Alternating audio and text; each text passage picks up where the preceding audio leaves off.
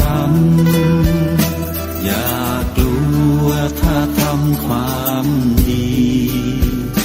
เร่งศึกษาปัญหาให้ทันท่วงทีเมืองไทยจะพัฒนากว่านี้รายการดีคดีโลกคดีธรรมขอรำพันบรรยายความคิดเครื่องหมายแห่งสีทั้งสามงามถนัดขาวคือบริสุทธิ์สีสวัสดิ์หมายพระไตรรัตน์และธรรมะคุ้มจิตไทยแดงคือโลหิตเราใสซึ่งยอมสละได้เพื่อรักษาชาติศาสนาน้ำเงินคือสีโสภาอันจอมประชาถ้าโปรดเป็นของส่วนองค์จากริ้วเข้าเป็นไตรรงค์จึงเป็นสีธงที่รักแห่งเราชาวไทยทหารอวตารนำไปยงยุทธวิชัยวิชิตก็ชูเกียรติสยามประเทศไทยที่เจริญมั่นคงมาได้จนถึงทุกวันนี้มิได้เกิดขึ้นจากความหวาดกลัวอย่างคลาดเขลาแต่บรรพบุรุษไทยของเราทุกยุคทุกสมัยล้วนแต่มีความกล้าหาญและชาญฉลาดปกป้องเอกราชสร้างชาติให้เกิดความมั่นคงโดยมีธงแห่งพระไตรรัตน์เป็นเครื่องนำชัยจึงเป็นที่มาที่ไปของรายการคดีโลกคดีธรรมกล้าคิดก็ต้องกล้าทำอย่ากลัวถ้าทำความดีเร่งศึกษาปัญหาให้ทันท่วงทีเมืองไทยจะพัฒนากว่านี้รายการดีคดีโลกคดีธรรมรายการดีคดีโลกคดีธรรม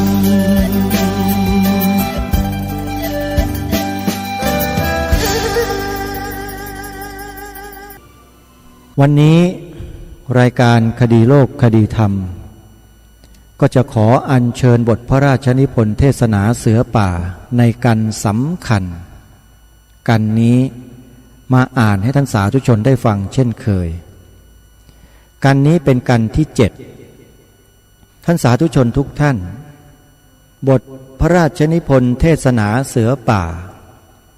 เป็นบทพระราชนิพนธ์ที่องค์พระบาทสมเด็จพระมงกุฎเกล้าเจ้าอยู่หัวได้ทรงตรัสแสดงเทศนาไว้ให้แก่เสือป่าทั้งหลายแล้วทรงมีพระบรมราชานุญาตให้จัดพิมพ์เผยแพร่โดยทั่วไปเพื่อทรงหวังว่าประชาชนโดยทั่วไปจักได้อ่านในสิ่งที่พระองค์ท่านทรงตั้งพระราชฤทัยไว้อย่างสูงยิ่งในการที่จะให้คนไทยเรานั้นมีศาสนาและศาสนาที่พระองค์ทรงประกาศให้พวกเราได้นับถือกันนั้นก็คือพระพุทธศาสนากันที่7วันนี้พระองค์ท่านทรงแสดงณวันที่2 สิงหาคมพระพุทธศักราช 2457 เรื่องศาสนาเป็นของสำหรับชาติมีเนื้อความดังต่อไปนี้ตามถ้อยคำที่ข้าพเจ้าได้กล่าวมาในกันก่อนบางทีผู้ฟังแล้วจะสำคัญไปว่าข้าพเจ้าเป็นผู้ที่มีความคิดแผลงจากครูบาอาจารย์ในการที่ไม่เชื่อปาฏิหาริย์แต่อันที่จริงถ้าท่านทั้งหลายสังเกตสักหน่อยแล้วจะแลเห็นได้ว่าตามความจริงข้าพเจ้าไม่ได้กล่าวว่าปาฏิหาริย์ไม่มีที่ข้าพเจ้ากล่าวนั้นคือกล่าวว่าปาฏิหาริย์ ย่อมมีสาเหตุอย่างใดอย่างหนึ่งซึ่งเป็นไปโดยธรรมดาของโลกแต่หากไม่ได้ไตร่ตรองหรือตรวจตราพบเหตุเราไม่รู้ว่าเป็นเหตุอย่างไรแลเห็นแต่ผลทีเดียวเท่านั้นต่างว่า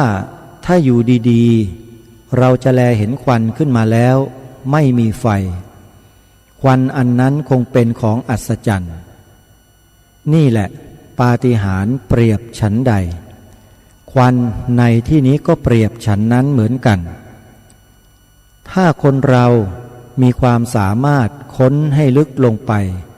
คงได้ทราบสาเหตุแห่งปาฏิหาริย์แต่คนเราไม่ใช่เทวดาความรู้ของเราถึงจะมีมากปานใดถึงผู้ที่เป็นนักปราชญ์จะเรียนจากชาติใดภาษาใดก็ตามในเวลานี้ย่อมมีที่ขีดขั้นแห่งความรู้ถ้าไม่มีที่ขีดขั้นแห่งความรู้และเราอาจจะรู้ได้ไม่มีที่สุดเช่นนั้นแล้วเราทุกคนคงเป็นพระพุทธเจ้าเสียหมดแล้วคงรู้เท่าพระพุทธเจ้าเสียหมดแล้วนี่เราไม่รู้เท่าพระพุทธเจ้าแม้ในธรรมะเราก็ไม่รู้เท่ากันทั้งหมดเสียแล้วสิ่งที่มีในโลกที่เราเคยเห็นและเคยได้ยินเขากล่าวถึงก็มีเป็นอันมากขึ้นทุกวันแต่อย่างนั้นยังมีของใหม่ผุดโผล่มาปรากฏขึ้นแก่ตาทุกวันจึงแลเห็นได้แล้วว่าสิ่งทั้งปวงบรรดาที่มีอยู่ในโลก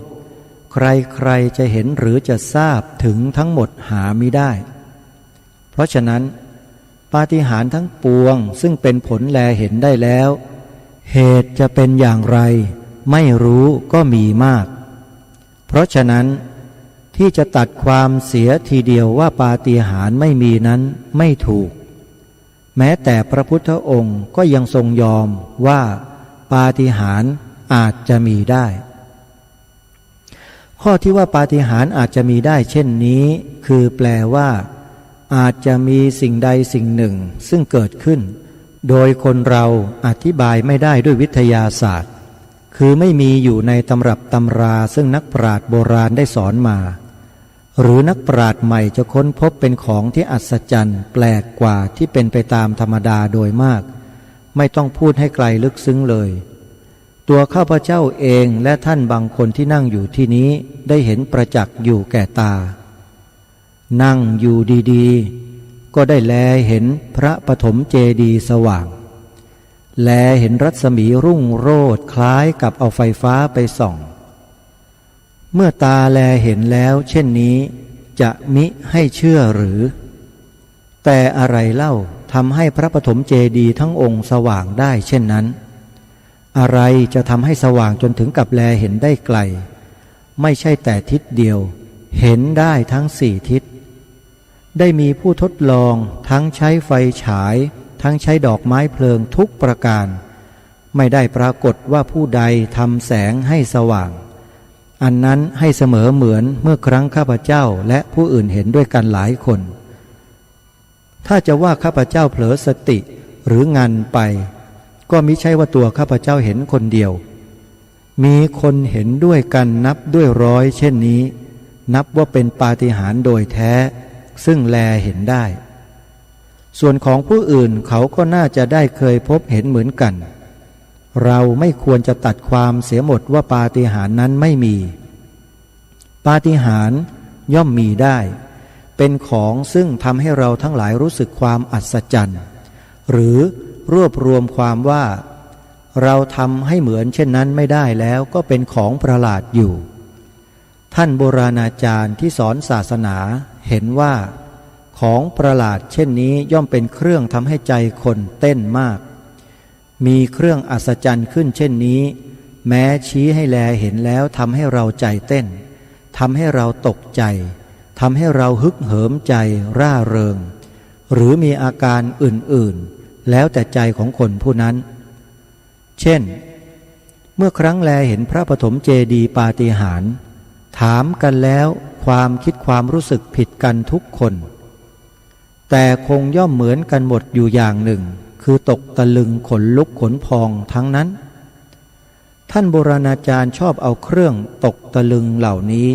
มาประดับเข้ากับศาสดาของตนผู้ที่นับถือ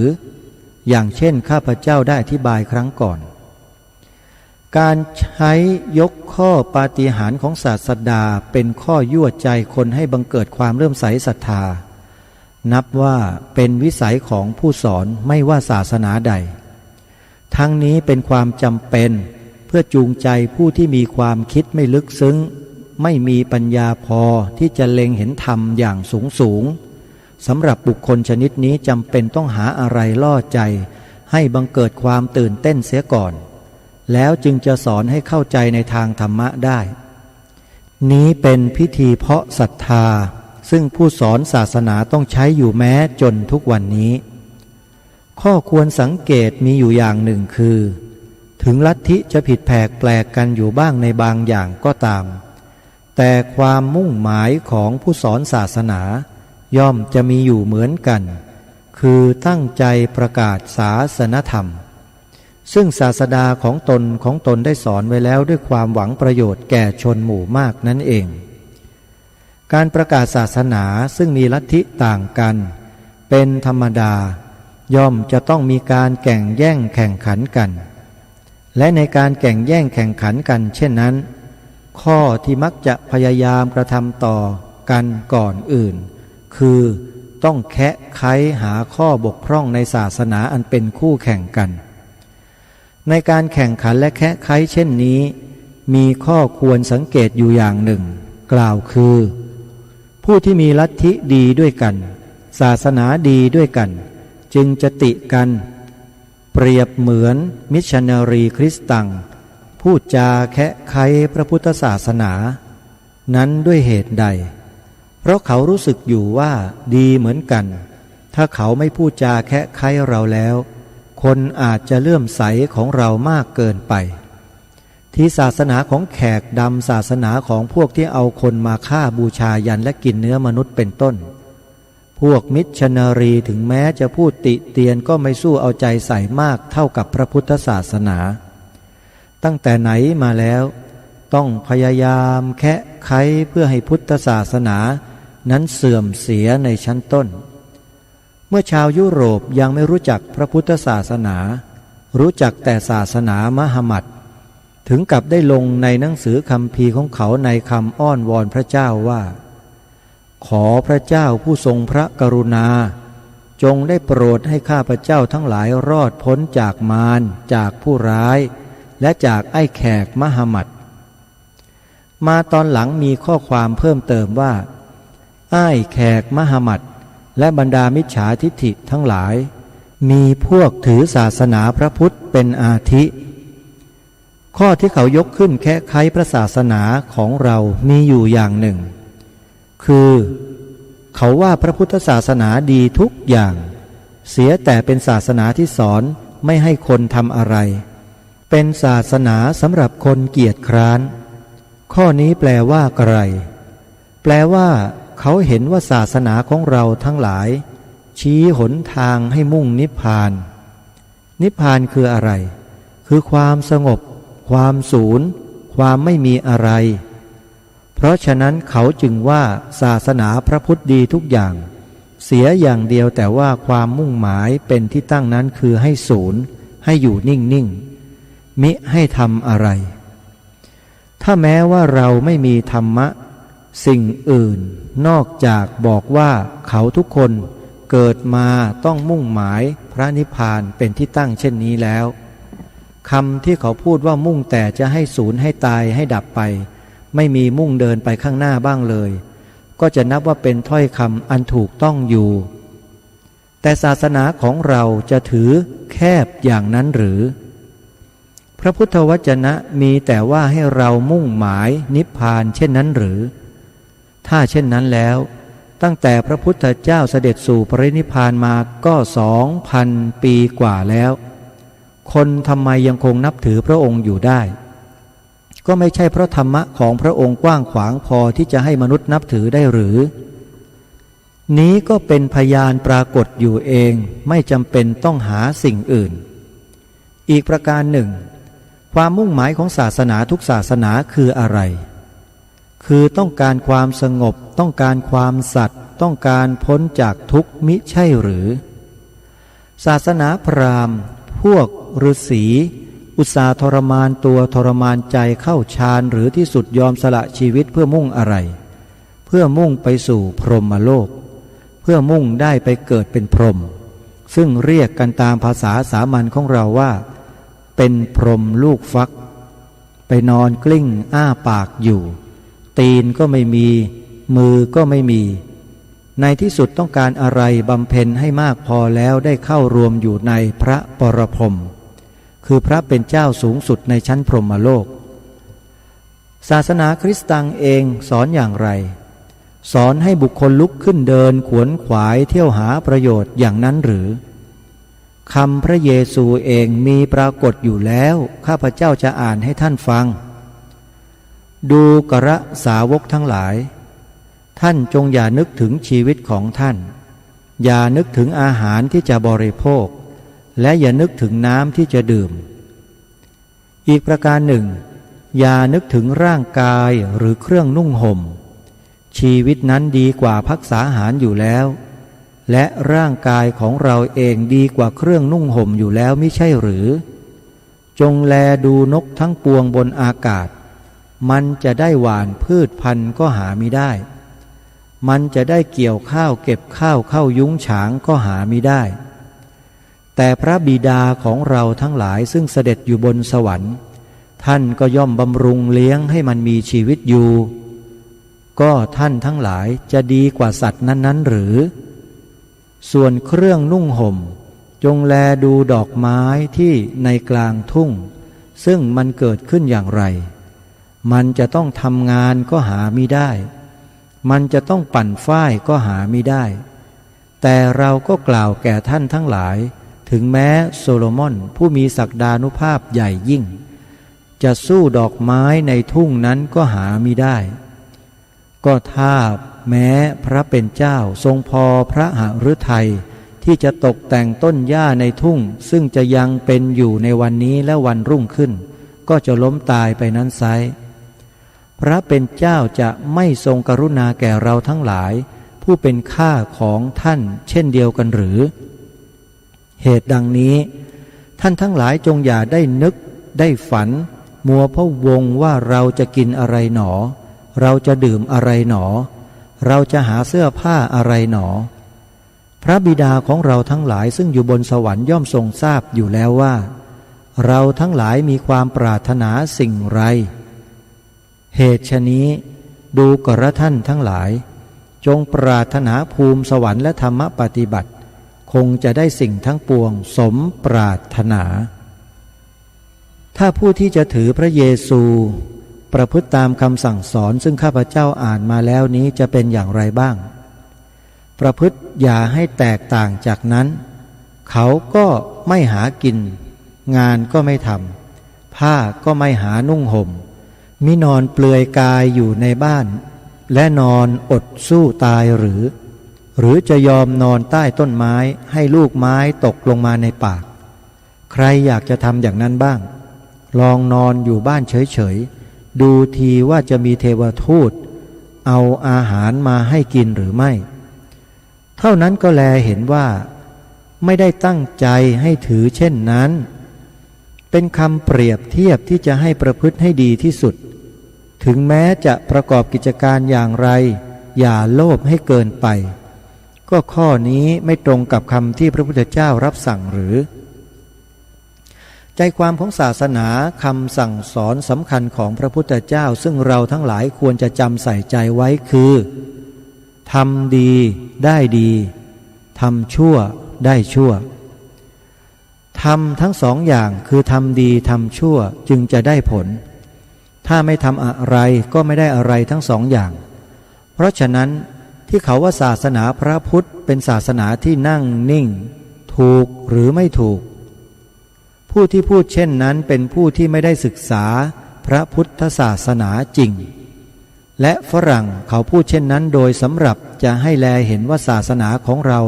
มีที่บกพร่องฝ่ายไทยเราซึ่งได้ฟังคำพูดเช่นนี้มาก็นิ่งตอบเขาไม่ได้เพราะเหตุใด ไทยเราที่จะไปรับคำนี้มาที่จะได้ฟังคำติเตียนอันนี้มามักเป็นนักเรียนที่ได้ไปเรียนในยุโรปซึ่งไม่ได้รู้ศาสนาของตัวเองเสียก่อนได้ยินเช่นนั้นครั้นจะเถียงมูมามไปถ้าเขาเอาหนังสืออะไรมาแบก็จะเสียทีนั่นจำพวกหนึ่งอีกจำพวกหนึ่งเป็นพวกซึ่งมีความรู้วิชามากมีธุระมากการงานเต็มมือไม่มีเวลาที่จะถือศาสนาและใช่แต่เท่านั้นฝรั่งเขาเป็นคริสตังฝรั่งเขาสีวิไลเพราะฉะนั้นคริสตังเป็นศาสนาที่สีวิไลมีผู้คิดเช่นนี้ก็มากแท้จริงผู้ที่คิดไปเช่นนี้เป็นผู้ที่ไม่รู้ความจริงและยังมีความจริงเข้าใจคลาดเคลื่อนอยู่บ้างการที่ฝรั่งเขาถือศาสนาคริสตังท่านทั้งหลายเข้าใจหรือว่าเพราะเหตุใดฝรั่งเขาเห็นเหมือนกันว่าศาสนาพระพุทธของเราเนี่ยมีธรรมะดีๆเท่ากับของเขาทุกอย่างหรือดีกว่าของเขาก็มีแต่ทำไมเขาถือศาสนาพระพุทธไม่ได้เพราะศาสนาคริสตังได้ไปถึงเมืองเขาก่อนนานปู่ย่าตายายของเขาทั้งหลายได้ถือศาสนาคริสตังมานานแล้วถ้าจะเปลี่ยนมารู้สึกว่าดูเหมือนแปลงชาติอีกในหนึ่งตรงกับคำที่เขากล่าวว่าศาสนาพระพุทธนั้นบางทีจะดีแต่ไม่ใช่ศาสนาสำหรับชนผิวขาวเป็นศาสนาสำหรับชนผิวเหลืองเท่านั้นก็เมื่อเขาเห็นว่าศาสนาเกี่ยวกับผิวหนังไม่ได้เกี่ยวกับความเชื่อจริงเช่นนี้คนเราผิวเหลืองเสียแล้วผิวเราสำหรับกับพระพุทธศาสนาถึงแม้จะนิยมความศิวิไลของฝรั่งไปถือคริสตศาสนานึกหรือว่าเขาจะนิยมนับถือเราแท้จริงต้องเปลี่ยนผิวเสียก่อนเขาจึงจะเชื่อเหตุฉะนี้ข้าพเจ้าเห็นว่าท่านทั้งหลายเป็นเพื่อนไทยด้วยกันอย่างไรเราก็ลืมผิวของเราไม่ได้ถึงแม้เราอยากย้อมก็เปลี่ยนผิวไม่ได้แม้เราจะเปลี่ยนถือศาสนาคริสตังเขาก็อาจจะดูถูกเมื่อเป็นเช่นนี้ควรหรือเราจะเปลี่ยนไม่ควรเลยพระพุทธศาสนาถึงเมืองเราก่อนพระพุทธศาสนาเป็นศาสนาสำหรับชาติเราจำเป็นต้องถือด้วยความกตัญญูต่อบิดามารดาและต้นโคตรวงของเราจำเป็นต้องถือไม่มีปัญหาอะไรเมื่อข้าพเจ้ารู้สึกได้แน่นอนจึงได้กล้าลุกขึ้นยืนแสดงเทศนาพระพุทธศาสนาแก่ท่านทั้งหลายโดยหวังแน่ว่าบรรดาท่านทั้งปวงซึ่งเป็นคนไทยเมื่อรู้สึกแน่นอนแล้วว่าศาสนาในสมัยนี้เป็นของที่แยกจากชาติไม่ได้เป็นของที่ฝรั่งเขานิยมกันแน่นอนแล้วศาสนากับชาติไม่แตกต่างกันควรเชื่อว่าพวกคนขาวต้องถือศาสนาคริสตังคนขาวไปถืออย่างอื่นเขาดูถูกฉันใดถ้าคนผิวเหลืองอย่างเราไปถือศาสนาคริสตังจะมีคนรักใคร่ตบหลังอยู่ก็แต่พวกครูสอนศาสนาคือมิชชันนารีเท่านั้นคนอื่นเขาดูถูกฉันนั้นข้าพเจ้าเชื่อว่าท่านทั้งหลายที่ฟังอยู่ที่นี้ทั้งที่เป็นเพื่อนทหารและเป็นเพื่อนเสือป่าคงเห็นด้วยกับข้าพเจ้าและเมื่อต่อไปข้าพเจ้ารู้สึกว่าพูดกันเช่นนี้แล้วคงจะไม่มีความจำเป็นที่จะต้องชักเอากิจการทางศาสนาคริสตังมาพูดให้มากเหมือนแต่ก่อนตามที่ข้าพเจ้าได้พูดถึงศาสนาคริสตังเปรียบเทียบศาสนาเรามามากมายก็เพื่อแสดงให้ท่านทั้งหลายเห็นเสียก่อนว่าแท้จริงศาสนาของเราไม่ได้เลวกว่าศาสนาคริสตังเลยเพราะฉะนั้นข้าพเจ้าจึงต้องเริ่มพูดในทางนี้ก่อนถ้าข้าพเจ้าจะขอแก่ท่านทั้งหลายว่าพุทธศาสนาเป็นของไทยเรามาชวนกันนับถือพระพุทธศาสนาเถิดบางทีจะมีท่านบางคนคิดเห็นไปว่าถ้าอย่างนั้นมิห้ามไม่ให้ศรีวิไลหรือข้าพเจ้าจึงตอบอธิบายแสดงให้ปรากฏเห็นเสียก่อนว่าศาสนาพระพุทธกับศาสนาคริสตังมีที่เทียบกันได้อย่างไรเหมือนกันเพียงใด ผิดกันเพียงใดเมื่อท่านทั้งหลายผู้มีสติปัญญาแลเห็นแล้วว่าศาสนาพระพุทธไม่ใช่ศาสนาที่เลวเป็นศาสนาที่ดีพอสมควรที่คนศรีวิไลจะถือได้เช่นนี้แล้วในวันนี้ข้าพเจ้าเห็นเป็นโอกาสจึงได้ขยายข้อซึ่งมีอยู่ในใจมานานแล้วคือข้อที่ว่าศาสนานั้นเป็นของสำหรับชาติแท้ๆขอกล่าวซ้ำอีกว่าถึงแม้คนเราจะถือพระพุทธศาสนาอยู่ก็ไม่ศรีวิไลน้อยลงไปถึงแม้จะแปลงไปเข้ารีดถือศาสนาคริสตังก็ไม่ศรีวิไลมากขึ้นผู้ที่แปลงศาสนาคนเขาดูถูกยิ่งเสียกว่าผู้ที่แปลงชาติเพราะเขาย่อมเห็นว่าสิ่งที่นับถือเลื่อมใสกันมาตลอดครั้งปู่ย่าตายายตั้งแต่เด็กมาแล้วเป็นของสำคัญอันหนึ่งซึ่งแสดงให้เห็นว่าคนนั้นมีความสัตย์มีความมั่นคงในใจหรือไม่เมื่อมาแปลงชาติศาสนาได้แล้วเป็นแลเห็นได้ทันทีว่าเป็นคนไม่มั่นคงอย่าว่าแต่อะไรเลยศาสนาที่ใครทั้งโลกเขานับถือว่าเป็นของสำคัญที่สุดเขายังแปลงได้ตามความพอใจหรือเพื่อสะดวกแก่ตัวของเขานับประสาอะไรกับความประพฤติของสำคัญเช่นศาสนาแปลงได้เพื่อความสะดวกแล้วความสัตย์อาจจะทิ้งได้เพื่อความสะดวกความซื่อตรงอาจจะทิ้งได้เพื่อความสะดวกเหมือนกันเหตุฉะนี้ผู้แปลงศาสนาถึงแม้จะไม่เป็นผู้พึงเกลียดชังแห่งคนทั่วไปก็ย่อมเป็นผู้ที่เขาสามารถจะเชื่อได้น้อยเพราะเหตุฉะนั้นเป็นความจำเป็นที่เราทั้งหลายผู้เป็นไทยจะต้องมั่นอยู่ในศาสนาพระพุทธซึ่งเป็นศาสนาสำหรับชาติเราแต่การที่จะถือจริงโดยไม่รู้ก็ย่อมจะหาความมั่นคงยากเปรียบเหมือนปลูกเรือนบนที่เลนซึ่งมีแต่จะทรุดไปทุกทีทุกทีเหตุฉะนี้ต้องมีความรู้จริงเป็นรากจึงจะปลูกเรือนมั่นคงอยู่ได้สิ่งซึ่งจะทำความมั่นคงในการถือศาสนาก็มีอยู่แต่เพียงต้องการรู้ว่าในการถือศาสนาก็มีอยู่แต่เพียงต้องรู้ว่าในศาสนานั้นมีคำสอนอย่างไรมีข้อควรปฏิบัติได้เพียงใดบ้าง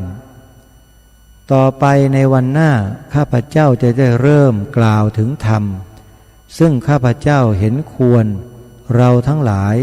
ซึ่งมีหน้าที่เป็นทหารเป็นเสือป่าควรประพฤติได้โดยไม่เสื่อมเสียหน้าที่ของเราและหวังใจว่าคงจะเป็นประโยชน์แก่ท่านทั้งหลายโดยทั่วกันท่านสาธุชนทั้งหลายบทพระราชนิพนธ์เทศนาเสือป่าในกันที่7นี้แทบจะไม่ต้องมาอธิบายความเพิ่มเติมอะไรเลยเพราะทุกๆกระแสพระราชดำรัสของพระองค์ท่านนั้นบ่งบอกถึงความเป็นความมีอยู่จริงของเรื่องปาฏิหาริย์อย่างชัดเจนมากและที่สำคัญประการหนึ่งก็คือนักบวชศาสนาอื่นพยายามที่จะแคะไขพระพุทธศาสนาของเราเนี่ยบ่อยครั้งมากคือพยายามจะพูดให้เสียหายเพื่อให้เกิดความเสื่อมศรัทธาของผู้คนนี่คือสิ่งที่เกิดขึ้นเหตุการณ์ที่เกิดขึ้นในยุคของพระองค์ท่านแล้วมันก็ต่อยอดมาจนถึงยุคพวกเราทุกวันนี้อันนี้เป็นข้อหนึ่งที่เราจะต้องระมัดระวังไว้ให้มากและอีกประการหนึ่งก็คือในเรื่องของการแปลงศาสนาการนี้ทรงตรัสชัดเลยว่าผู้ที่แปลงศาสนาคนเขาดูถูกเสียยิ่งกว่าผู้ที่แปลงชาติท่านสาธุชนทุกท่านประเทศไทยของเราเนี่ยน่าจะมีข่ายหรือว่าเข้าข่ายในการกระทำเยี่ยงนี้ไม่มากก็น้อยอย่างที่เราทราบข้อมูลกันสรุปก็คือว่าการนี้ทรงสอนพวกเราให้รู้จักคำว่าปาฏิหาริย์ไม่ให้เชื่อคือให้รู้ มีไม่มีไม่ใช่เรื่องสำคัญแต่ให้พวกเรารู้สิ่งเหล่านี้ให้ชัดเมื่อรู้แล้วก็นำไปประพฤติปฏิบัตินะไปขัดเกลาตัวเองของเราให้เป็นคนที่ดีเป็นคนที่มีคุณภาพโดยใช้หลักธรรมคำสอนทางพระพุทธศาสนานี้และบทส่งท้ายในกันนี้ก็คือว่าพระองค์เนี่ยทรงย้ำว่าพระพุทธศาสนาเป็นศาสนาสำหรับชาติไทยแล้วทรงชวนให้หันมานับถือพระพุทธศาสนากันเถิดทรงชักชวนให้คนไทยเนี่ยหันมานับถือพระพุทธศาสนากันให้จริงจังนี่ท่านสาธุชนวันนี้เวลาของรายการหมดลงแล้วไว้ในวันต่อไปจะได้อัญเชิญบทพระราชนิพนธ์เทศนาเสือป่าในกันที่8มาให้กับญาติโยมสาธุชนได้อ่านต่อเนื่องจากกันนี้ต่อไปวันนี้เวลาหมดลงแล้วขอสมมุติยุติไว้แต่เพียงเท่านี้ขอความสุขความสวัสดีในธรรมจงบังเกิดมีแด่ท่านสาธุชนผู้ฟังทุกท่านทุกคนเทินขอเจริญพร